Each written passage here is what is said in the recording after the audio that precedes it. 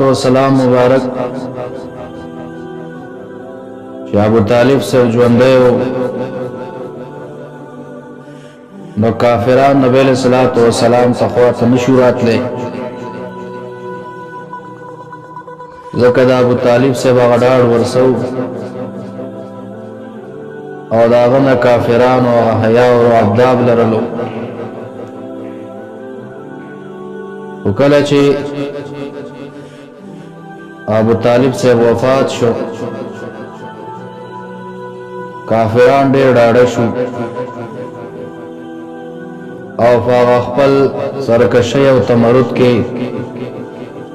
نورم زیاتې وکړو نبی علیہ الصلوۃ والسلام مبارک چې با منځ کول او بیت الله شریف کې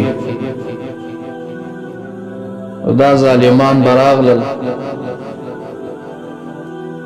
او د نبی علیہ الصلوۃ والسلام مبارک او وجود شریف باندې د څاورو د ګډو بيزو هغه پریوانونه به وراچول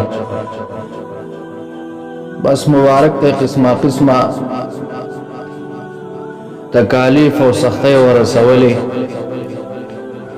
چې د دین حقا د دعوت نه قلار شي نبی علیہ الصلوۃ والسلام مبارک پر ځان نه کم سچ پریوانونه دی و پیرا چوری او ویلر کړل ډېر سخت په خپشه ده ځان چا په خاورې ورچولې او کرت یو بدبخت کافر په نبی علیہ الصلوۃ والسلام مبارک باندې خاورې ورواچولې او مبارک په سر کې پرتی دی کور ته ورننوځي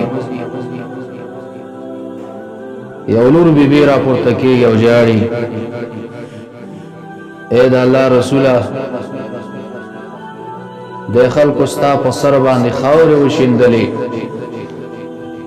هغه خاورې ته لرکۍ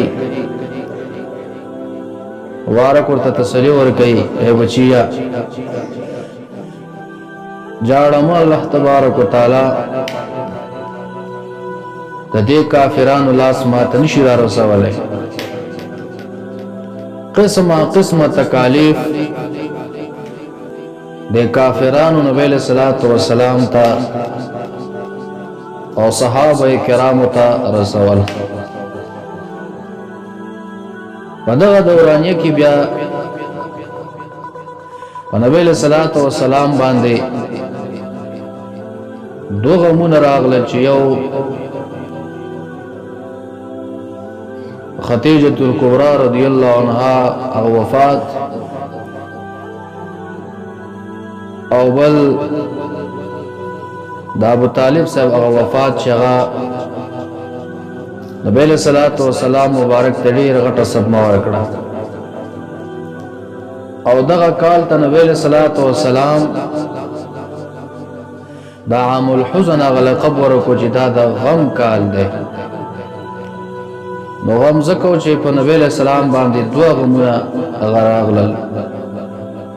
چې بدغه کال باندې خدیجه الکبرى رضی الله عنها وفات شو او دا هغه زنانه و چې د کافرانو باندې نبی علیہ الصلوۃ والسلام ته هر قسم ظلمونه ورسول ور قسمه تکالیف مبارک په کور ته خپه درمان راغې دی بو ته تسلی ورکواله اگر تسلی غزید نبی علیہ الصلوۃ والسلام چو هغه مبارک د دنیا د رحلتو کو فردش ولا سخت مبارک خفو او بیا هم په دغه کال باندې نبی علیہ الصلوۃ والسلام مبارک تر حضرت ابو طالب سے وفات شو مورخین داغه واقعا نقل کوي د وفات چې کله د وفات وخت راورسېد نبی علیہ الصلوۃ والسلام مبارک کو تکور ته ورغی او ورته فرمایي اے زما تر دا کلمه ووایا کومې کلمې ته چې د زره دعوت کومه چې بیا د الله تبارک وتعالی فنیز باندې زستا شفاعت کوم دیو ته وایي دا کلمه ویل څه ګران نه دي دا کلمه به زه ووایم خو بیا به دا کفار مکه او دا قریشیان وایي چې ابو طالب صاحب د مرګ نه ویرېدو نو کلمه یې ویله کنې کلمه څه ګرانه نه ده د روایت کې راځي چې نبی علیہ الصلوۃ والسلام ته دا جواب ورکو او چې وفات ورته راورسېد او بالکل آخري غزم کدنې شروع شو د نبی علیہ الصلوۃ والسلام سره بل تر حضرت عباس رضی الله عنه دا د ابو طالب سے ورورو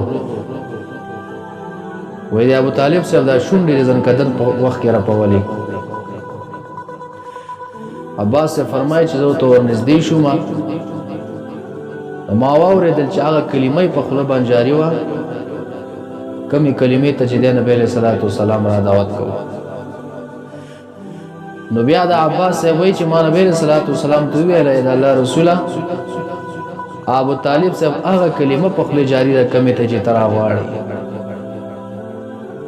نو د سیرت ابن هشام نقل کړي چې نبی علیہ السلام جواب ورکړو چې تر ما خو دې نه دا اورېدلې ما دې کلمه نه دا اورېدلې ما اول د سیرت په